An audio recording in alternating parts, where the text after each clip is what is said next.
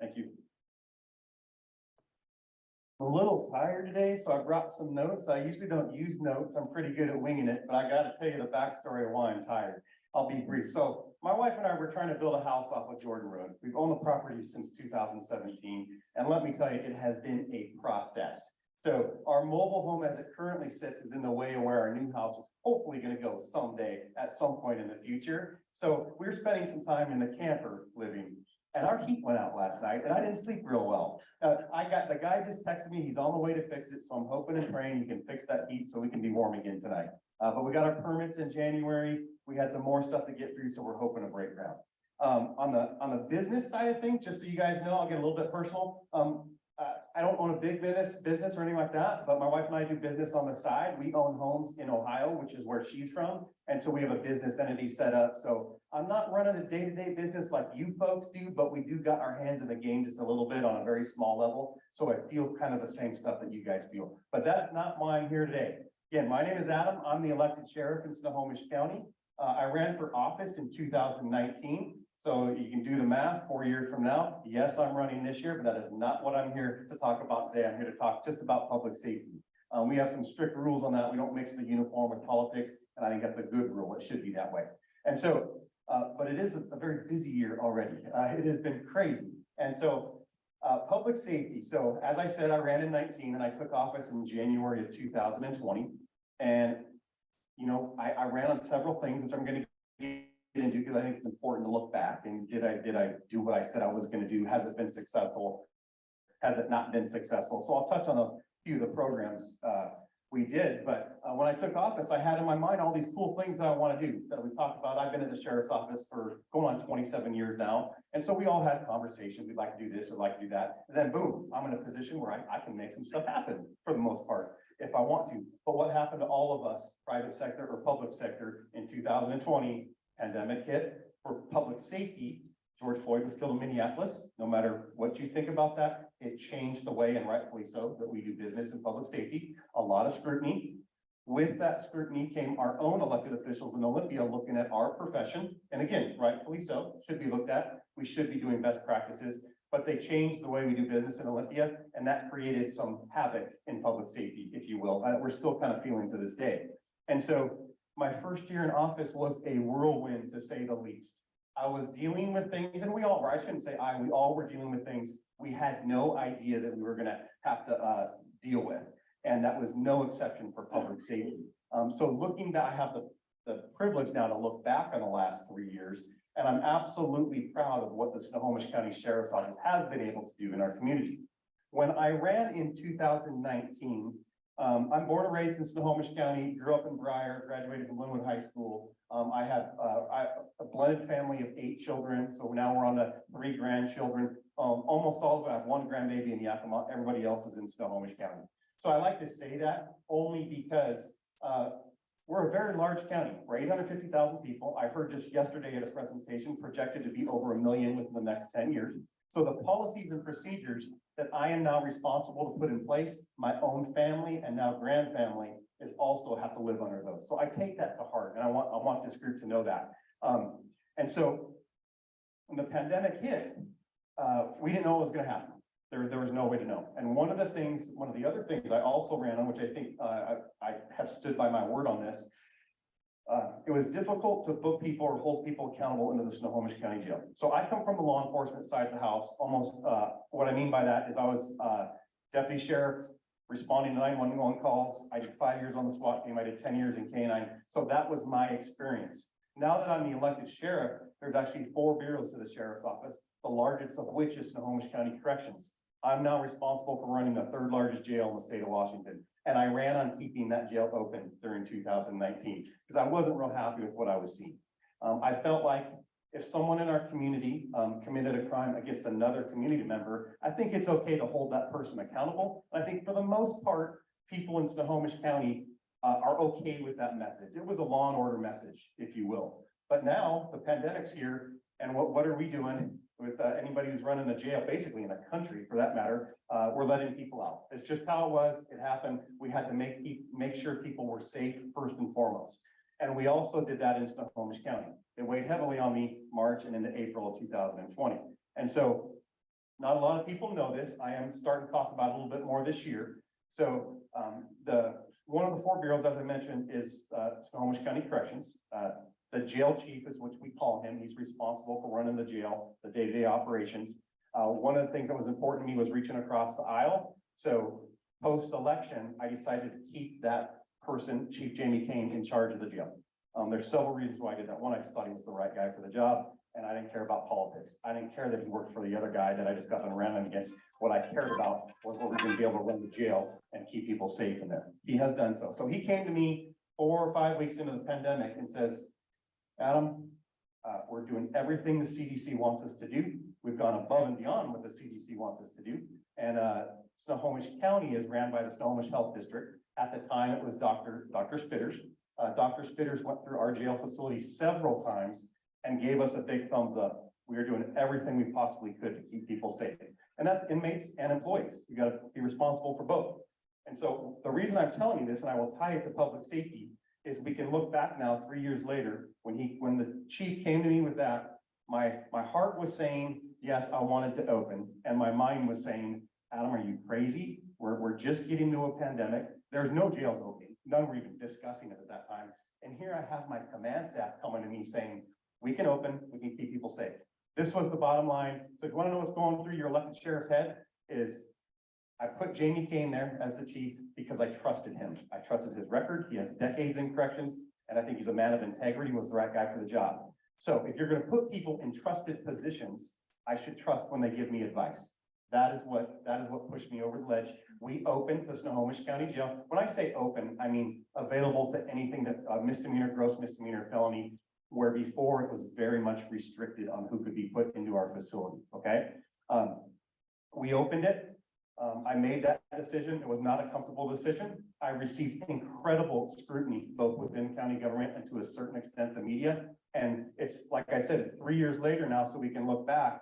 We have not had one outbreak of COVID-19 in the Snohomish County Jail. And I want to be real clear. When I say outbreak, I mean, because of the precautions we put in place, we had many, many cases of COVID-19 in the jail, but because of what we did, the precautions, not one outbreak. There's not a jail in the state of Washington to say that that's even remotely close to our size. There's not really a jail in the state of Washington to say they don't have restrictions. I can say for the last 3 years, we have not had restrictions. But what's important to that, and why I talk about the jail so much, is what does that mean for public safety? That means that we can hold people accountable in our community. And sometimes I get a little heavy on this, and I don't mean it to be, because booking people in jail is not a solution to any of societal problems at all. I'm not going to, as your sheriff, come and advocate for that. I think we need to be just as compassionate on the backside with folks. And if they need help, want help, I think we should be there to help them with that as well. But the bottom line, in a civilized society, I think we need to be able to hold people accountable. I'm not going to get off on the Seattle tangent too much, but we can kind of see what happens down there when accountability kind of goes out the window. And I say that with a heart for Seattle. My mom and dad grew up there. I had grandparents there growing up, and one was in Wallingford area, one was in Lake City. My granddad lived in Lake City his whole life. I grew up going down to Lake City. So I love Seattle. It pains me to kind of see what it's become when it comes to public safety right now. And so anyway, I think Snohomish County is a little different. So looking back for public safety, I think we've been successful in Snohomish County. The jail is still open, and that means Arlington City, Everett City, Marysville, you name it. If they had an issue in their community when it came to committing a crime or public safety, they could utilize our facility. And again, there's not a jail in the state of Washington can say that. I think that's a good thing. Boy, we've done a lot of stuff. I mentioned Jamie Kane, my command staff. When you're sheriff, you come in, you have these appointed positions. You can literally pick anyone. They don't even need to be a cop. That you can pick someone off the street and run that bureau for bureau chiefs. I picked them again. I reached across the aisle. I think it was the right thing to do. And I'm happy to report back now 3 years later, out of everything we've gone through, every single one of them is still there to this day. And I can tell you, the gentleman that was up here before already mentioned, it's been kind of a crazy 3 years for public safety. It has been. It has been for leaders, executive leadership as well. And they're all still there that day. And there were days they wanted to quit, you guys. There were days where at that level, it's an appointed position. They can go back to what they were doing before because they're protected within county government rules, civil service. But they're still there to that day, and we're going strong. So I'm happy to report back to that. One of the things that has been incredibly important to me when I came into sheriff in 2020 with everything we had going on was, there's a lot of divisiveness in politics, and my job's public safety. So I don't have to put an R or a D by my name, which I think there's just incredible value in that. And that's the way public safety should be. As far as my approach to that, public safety has to be for everyone. And we have to be making policy decisions and what we do out in the community. So everybody, no matter a political affiliation, feels valued when we show up on your door. So that's been important to me. So what have I done to improve that? That's building relationships within county government. I like to say, and just from my experience, 2 decades now at the sheriff's office, we weren't always the best partner. I'll just put it that way. And I made it very clear to my command staff when we came in that we would be a good partner. If anyone, whether it's public safety or within county government, asked for help, our answer was yes, we're going to help, and we were figure out the logistics later. Logistics, I mean, when people ask us for help, it's usually there's some money involved in overtime for our employees and stuff like that. But that was small potatoes as far as I was concerned, to being a good partner in the realm of public safety for Snohomish County. So what does that mean? If you guys hadn't heard, and I'm going back a few years now, so I got elected in 19, and so there's a 2-month lag from when I would actually take office, right? So in that 2-month lag, a lot happened for me. The county executive was, right now the sheriff runs the jail, and it can go either way. The sheriff can run the jail or the county executive can. I think there was some rumors that I was going to put my friends in office and things like that. I beat the incumbent and he was there for 6 years. There was a lot going on. What I'm saying is me and Dave Summers didn't get off to a real good start. I'll just put it lightly, okay? But what was important to me, and that went away pretty briefly, it was fine. And then I got into government, I got into office, and I've worked incredibly hard to build those relationships with Republicans, Democrats, whoever it may be. We have a divided Snohomish County Council, as you guys know. There's 2 R's and 2 D's. I'm sorry, 3 D's and 2 R's. And I'm not successful with everything I've advocated for in the last 3 years, especially when it comes to budget stuff. But just this last one, and the budget was finalized in November of 2022, I had a 5-0 vote, a unanimous vote for one of the initiatives that we took on in the area of domestic violence. I can tell you right now, that does not happen in county government unless you're working hard behind the scenes. And I think we have, although it came in, it was a little crazy when I came into office, I can tell you right now, it's good. Any one of those council members, anyone at the execs team that we deal with can call me up any day of the week. I talk to them pretty much every day, if not every other day, at least for the execs team. Before I came here, I was on a staffing update with the entire team. Dave Summers on down to the execs office, and that is going incredibly well. Why should you guys care about that? Because we're elected officials, and what I have found, I'm not a real political guy outside before I got this job, but I couldn't stand the divisiveness, the partisan bickering back and forth. So I've tried to get away from that. And it's my position allows that because we wear this uniform. I don't think people like to associate politics with this uniform, rightfully so. It is part of the game to a certain extent. But we've been able to basically build some bridges in Snohomish County, really good relationships. And those guys can call me, they can call my staff at any time they want, and they're going to get an answer. We're going to pick up the phone. So that's been good. One other area, so you guys heard about the legislation that was passed in Olympia, kind of created a little bit of chaos in public safety. They're still talking about it because they're in session down there now. It was very difficult, to put it lightly. I can't go into all the details. It's been tough. They fixed the majority of the laws, which we were all very thankful for in 2022. They fixed them, so we're in a much better place than we were in 2021. There's still a couple things left to fix. But what that did for us is people in this profession did not feel supported by the elected officials in Olympia. That was the perception, no matter how you feel about it, that's how cops on the street felt.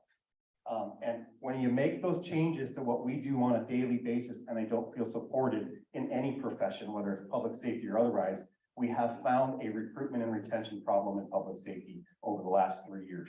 People are leaving this profession, and if they're staying in the profession, we have found they're going to different states to do police work, or if they're staying locally, they're going to bowling or doing something else that they can be. So we have worked very hard in that area. And in 2020, the county put a hiring freeze on, and that was, I think, part of our duty to do that in 2020. We thought we were facing dire financial circumstances at the time. I would never advocate for that again, just to tell you, we got to learn from our history, right? We have to. That was a mistake, because for recruitment and retention of police officers, it takes a couple months just to get someone through our hiring process before we can give them a job offer. And then it takes a full year before we'll see them on the street. So there is a process here. When you stop that machine from working in 2020, it takes months to get it up and running. But in 2021 and 2022, for commissioned deputy sheriffs, that's cops on the street, we set hiring records at the Snohomish County Sheriff's Office in the most unprecedented time in history of people leaving the profession. So I'm proud of that. Now, I also have to give the qualifier to that. Our attrition rate has stayed fairly high. So we're almost at a break-even point where we still have numerous vacancies. But that's one of the reasons that we were meeting with the exec's office this morning, just so we could get all on the same page with it. So we're working hard. I'm actually proud of my team because the recruitment, the bureau chief, his name is Normally, it's difficult. We're all competing for the same people. We all kind of use the same companies to do the testing process. And he said, after we set kind of those records in 2021 and 2022 for 23, he said, we're going to even go higher for the Snohomish County Sheriff's Office. We're setting a goal of 100 employees. That's not cops, that's corrections, that's civilian personnel, that's support staff, everybody. But that is what I think one of the things that I and we have been able to bring to the sheriff's office, almost a breath of fresh air. We're setting our goals up here. And I hope you appreciate that as a community member. So with everything that changed, what are we doing for policing in Snohomish County? Like I said, I come from the streets. I worked night shift the vast majority of my career, everything except for 2 years, I think.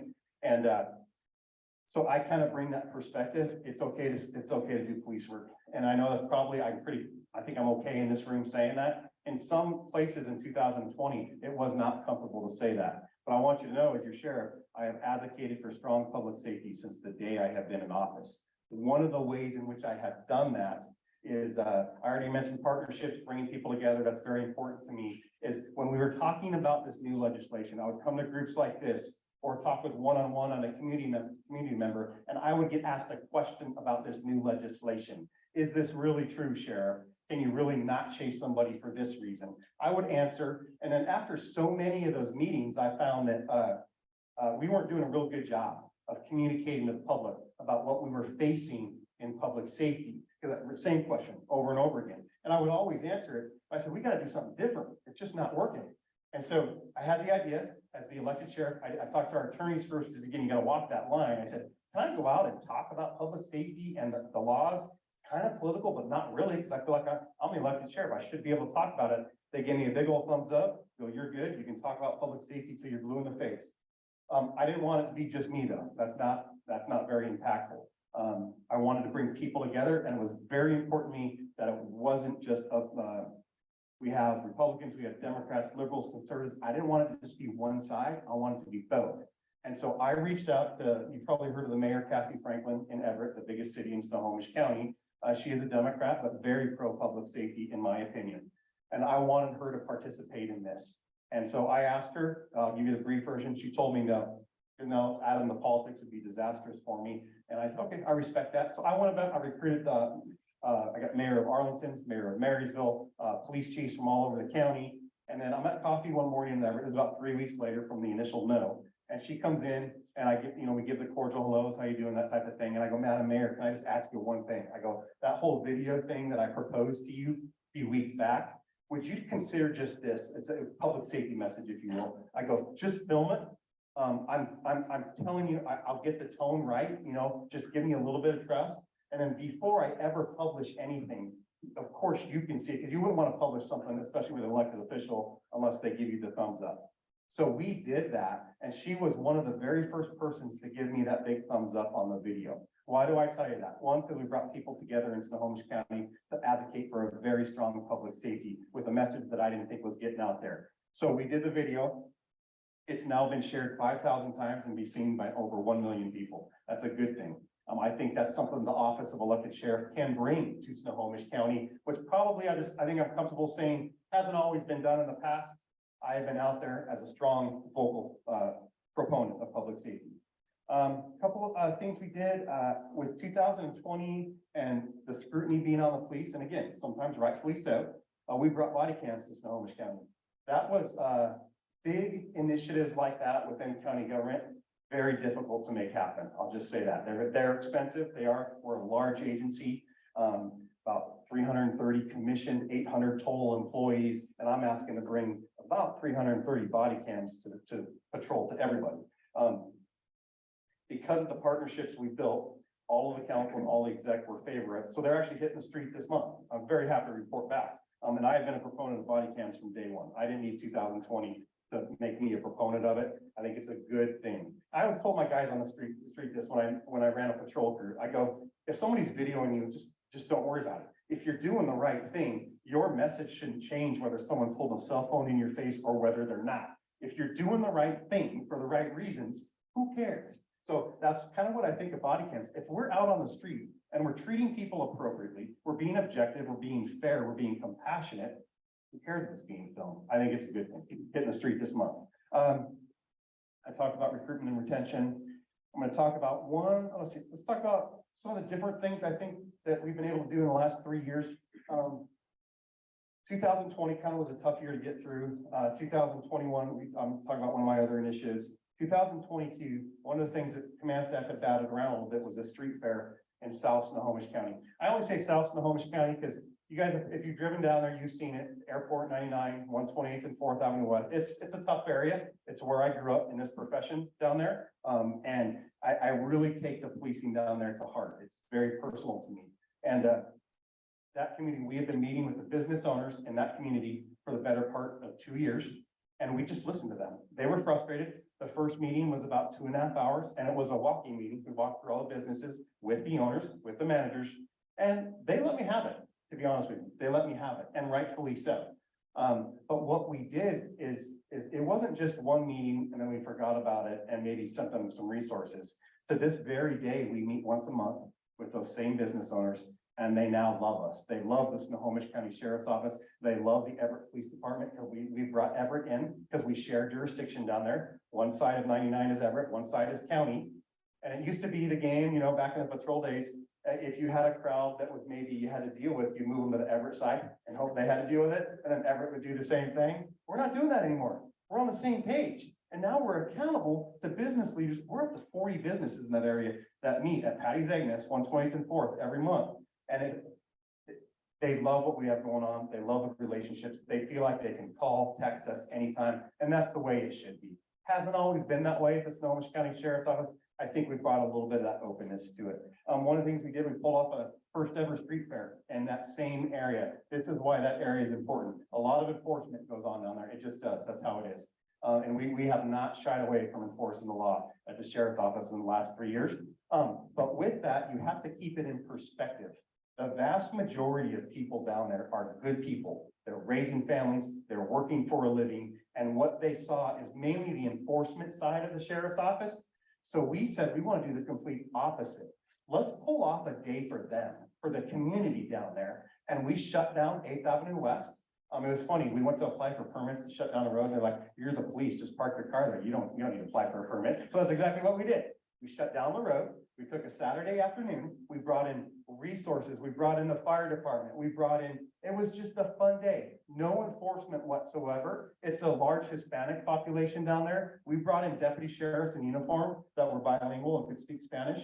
And although I thought it was a great idea to begin with, I got to tell you, so we were talking about our youth program with someone who did not speak English, Spanish only, and their teenagers are right there. And so she's talking to me, the mom is talking to me in Spanish. I don't speak Spanish.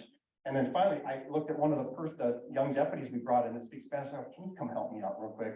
And you should have seen, as soon as the deputy started speaking Spanish to the mom, you should see the stress level on the mom's face. It left. It was gone because we could now communicate.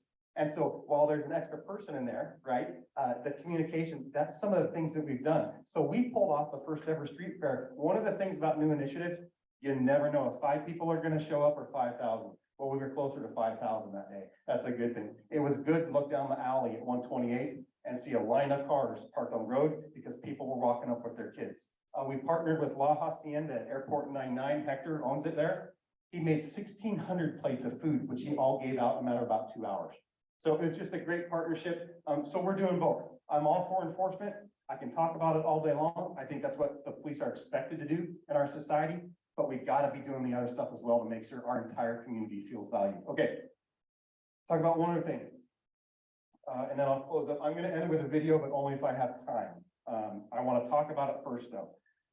So, this political world it's rough. It's a little weird at times. And so in 2020, I already mentioned everybody, tough year to get through, especially as a new sheriff, okay? So 2021 hit, and I really started to reflect internally and what was important to me. And I know I'm gonna use a slogan, I've talked to Rotaries before, and you guys, and I heard it here this morning, service before self, right? I completely subscribe to that. And this is one of the things that's not just lip service for me. So January of 2021 hit, I reflected, what can I bring to Snohomish County that is not going on and that I'm personally passionate about? You can't fake through any of this stuff. You gotta be personally passionate about it. I have a passion for youth. I just do. I think they got it tough these days. They got a bad reputation from time to time. I didn't grow up with cell phones. I grew up when you came in, basically when it's dark out, and then my mom would be lucky if my brother would come home even after dark. So that's not that, and there's no judgment when I say this, because I include my own kids in that, me to a certain extent. I'm on my phone quite a bit. But we wanted to bring something, after a couple tough years of public safety and the youth on their phones, kind of making their perspective of our profession off of social media or Snapchat. That's not a good thing, you guys, because it's usually a fraction of the story. So I wanted to get youth in the room, and we came up with what we called, it started as kind of the bullet points on the whiteboard in my office. And it's now, we have graduated session 4 just late last night, actually, 15 more kids, which I mentioned. We call it the Sheriff's Lead the Way program. We bring kids in from all over Snohomish County, 13 to 17 years old. It's a mentorship program. It's leadership, encouragement, and direction for our youth in Snohomish County. I don't care if a kid's been arrested. I don't care if they've been in trouble at school. I don't care if they're a perfect kid. If they want to come in and think they can get something from our program, we will have them. I can tell you this, there's not a lot of kids signing up for this program. It's the families and the parents that drag their kids to this thing on week 1. But by the end of the 8 weeks, we're friends, man. They're friends with cops. They're friends with correction deputies. They're friends with nurses that work in our jail that volunteer in the program. And it's something that we all do above and beyond our regular job.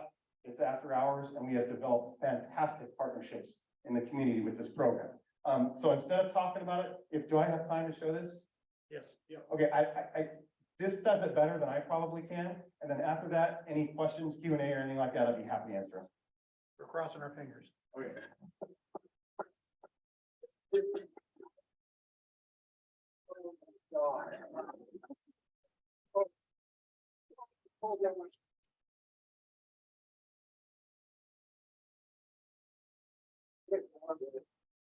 All right, everybody. My name is Adam Fortney. This is Tyler Ware. He's teaching this with me. Thank you for being here first and foremost. Trying to come up with something that I thought, 1, no one else was really doing, and 2, where I thought there was a void, and that comes to the Lead the Way program. LEAD stands for Leadership, Encouragement, and Direction for our youth in Snohomish County. If you're expecting your kids to attend this 2-hour class tonight and be magically a different person at the end of that 2 hours, we can't do that. But we can definitely get them pointed in the right direction. Without further ado, Chris and Jordan, floor is yours. 15 years. What with law enforcement officers, let alone permanent potential, especially after everything that we decided we were to get who were quote unquote things. We were going to find where they stood as people, as a neighbors. I just want to let you know that you sitting in these seats is the start of you changing your life. He gives me a nice overhand right haymaker to the face, and now the fight is on. So this guy's 6'3", I'm by myself on patrol, and now I'm in a knockdown, drag out fight with somebody. This is my graphic picture warning. I'm really only bleeding from here, where he broke my nose with that first punch, and hit my eye so hard it's swelled shut almost immediately. So I made my way to Charlie's Combat Club in Everett and decided what I get in my department is not enough, and I'm gonna work on stuff myself. I'm gonna let the worst moment in my life and career become the best. but it didn't happen overnight. So I started training. I'm gonna give it the test that I have right now. Tomorrow's a new day. But right now, I'm gonna take it from this moment. I'll just give it everything I've got. That's that conversation you have, and then you just make that choice, and then you just make it happen. Again.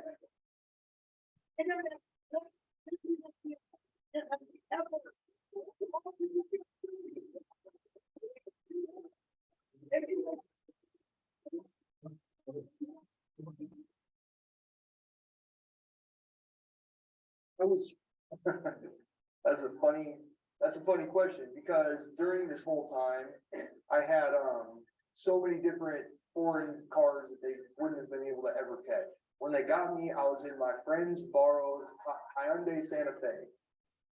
And it wouldn't go over 90 miles an hour on the freeway. The cops were looking at me like, are you kidding me? Like, we're driving down the freeway. And they're like next to me, like, come on, just pull over. Just pull the car over. Like, no, like, come on, foot to the gas, trying to shift. It's an automatic. I'm trying everything I was trying to do to get this thing to go, and it would not break 90 miles an hour. So yeah, good question. I was in a Hyundai Santa Fe. I wasn't, drinking or smoking or getting involved in any kind of drugs. I was just an innocent senior who needed to get to work on time. We go on down this very long and narrow road with no shoulder, and Mason started smoking marijuana. We were all freaking out. We were all telling him to stop the car and roll over, but kept speeding down the road. We were going 50, 60, 70, 80, I think it was like 85 miles an hour. We hit a dip in the road, and the car took off. It veered to the left. It flew into a tree. Once we hit the tree, on impact, Mason was hit and he passed away. As a parent, to know that your child will never walk again, it's devastating. Shoulders, knees.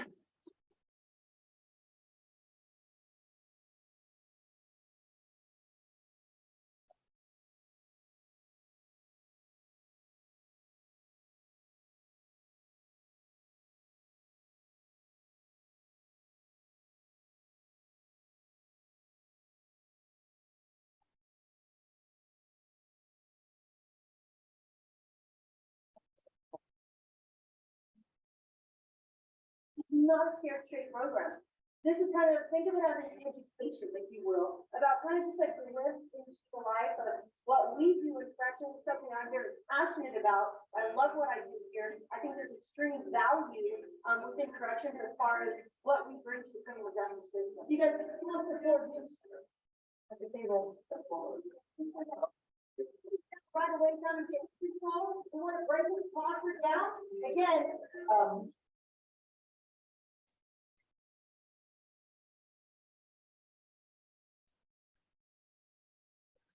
There's gonna be spaghetti. You find more? Yeah. Dempsey, you want to talk about the person that, I've been inspired to know my mom and know what she did for us and know, all the stuff that she went through. So in a second.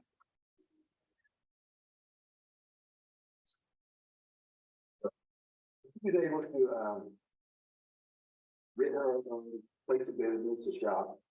So she started working in that, and that was huge. That was a game changer for us because not only did she have to work hard, she now had her own business. She's a business owner now. That was huge. So for me, going into high school, I was totally inspired. So all that foolishness I was doing, all that running around and doing stupid stuff when she wasn't there, I immediately cut it out because I'm like, man, look what my mom accomplished from where she came from. Humility is one of, if I could give each and every one of you power, it would be humility. You're strong. We are strong. You're respectful. Yeah. That's 4:36 p.m. Pacific Standard Time, January 31st, year 2000.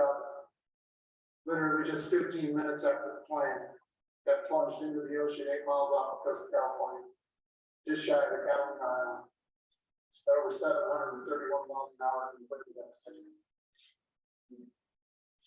You know, I don't think I've ever before, but you know, they give that briefing at the beginning, your seat cushions will be used as flotation devices. I don't know, from my weird perspective, so far away from the beach, so far away from the water, I wanted to think that seat cushions really could be used as flotation devices.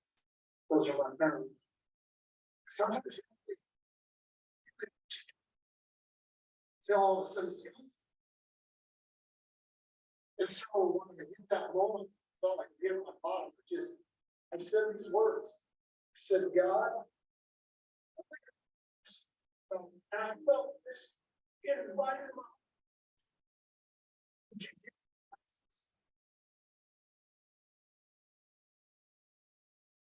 Could you get through practice?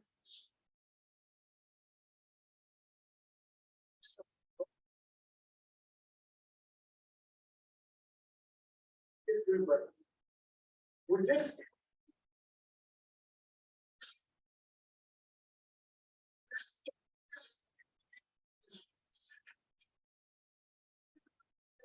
rest of my days, but I'll tell you what, I'll get through breakfast. You can go ahead and stop it. That's pretty much, week 8 is graduation. We celebrate the kids. We usually have a guest speaker come in. Adam Cornell's spoken a couple times. Actually, Pastor Jeff was our speaker last night at graduation. I show that just so you guys know at the sheriff's office, we're doing all the public safety stuff. We're doing the stuff in corrections. Our civilian personnel are doing all the work they need to do. And we're doing this stuff to give back to the community. So if you read a nasty article in the Herald or something like that, remember, we're doing some good stuff too, all right? I'm very proud of this program. There's a story behind each and every one of those speakers, but I don't have time for that today. And I saw a question. Yes, sir.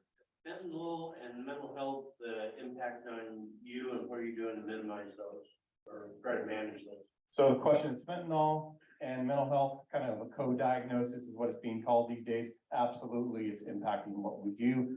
Different areas of the county, it gets hit harder than some, but it is everywhere, let me tell you. And actually in our last youth group of this presentation, fentanyl has become such a big issue. We had a presentation for youth on the fentanyl and what to do if somebody's overdosing or things like that. So there was a positive aspect to it. We have a lot of work to do, to be honest with you. We can hold people accountable. There are many, many services available in Snohomish County. All of those services are available in our jail facility as well. We hope people will get help, but I don't have an answer for you. I think with the mental health component, a lot of it is going to fall to the state level. It is not a county solution. We need more places to bring people, and the emergency rooms, that's the solution for us on the street. If someone's a danger to themselves or a danger to others, we can bring them to the emergency room. They're overwhelmed, you guys. They can't take these folks in. And to be honest with you, they're not fully equipped to get them the help that they really need. So we're gonna need help from the state, and we are advocating for that at the state level as well. And the county is as well, not just the sheriff's office. The execs team has been fantastic in lobbying for some more help from the state. What was the name of that program? It's called the Sheriff's Lead the Way program. Thank you. Got it. Close the meeting and probably take some questions. So it's 1:30. I guess we'll